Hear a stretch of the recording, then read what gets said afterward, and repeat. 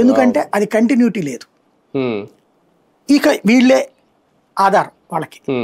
తీరా చూస్తే ఇప్పుడు వాళ్ళని వదిలేశారు. ఇక రెండవది, ఎక్కడెక్కడ వాళ్ళైనా సరే ఆరోగ్యశ్రీ ఉన్నటువంటి చోట్లకి రావాలి. రాష్ట్ర వ్యాప్తంగా 750 760 ఉన్నాయి ఈ ఆసుపత్రులు ఉన్నదంతే. వీటికి 5,000 కోట్లు ఖర్చు పెడితే సరిపోతుంది. ఒక వ్యక్తికి అపెండిసైటిస్ ఆపరేషన్ వచ్చింది. ఇప్పుడు నాకు బాగా గుర్తు, నాకు 7th క్లాస్ అప్పుడు ఎగ్జామ్స్ కరెక్ట్గా ముందు తెనాల్లో వెళ్తుండగా కింద పడ్డ సైకిల్ మీద నుంచి. ఆ తర్వాత చూస్తే చెయ్యరగడంతో పాటు అపెండిసైటిస్ వచ్చిందని తేల్చారు. అదే 10th క్లాస్ ఫస్ట్ పరీక్ష రాసి వచ్చాను నేను. అంటే అప్పటికి అపెండిసైటిస్ పరీక్షలు అయ్యాక ఆపరేషన్ చేద్దామని డాక్టర్ గారు ఏ మందులు ఇచ్చారు, చేస్తా వచ్చాను. కరెక్ట్గా తెలుగు ఫస్ట్ పేపర్ రాశాను. సెకండ్ పేపర్కి సాయంత్రం ట్యూషన్ దగ్గరికి వెళ్తున్నాను.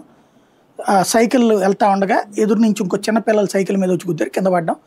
విపరీతమైన పెయిన్ వచ్చేసింది. ఇంటికి వెళ్ళిపోయి అట్లా పడిపోయా. రేపు పొద్దున ఎగ్జామ్. తీసుకువెళ్ళి హాస్పిటల్లో చూపెడితే అపెండిసైటిస్ అర్జెంట్ ఆపరేషన్ చేయాలన్నారు. చేతిలో డబ్బులు ఎక్కడి నుంచి వస్తాయి? మా నాన్నకి వచ్చే నెలలో అప్పు మాట్లాడుకున్నారు షాప్ వాళ్ళు. అప్పటికప్పుడు ఆ షాప్ వాళ్ళు అడ్వాన్స్ అప్పట్లో 1000 రూపాయలు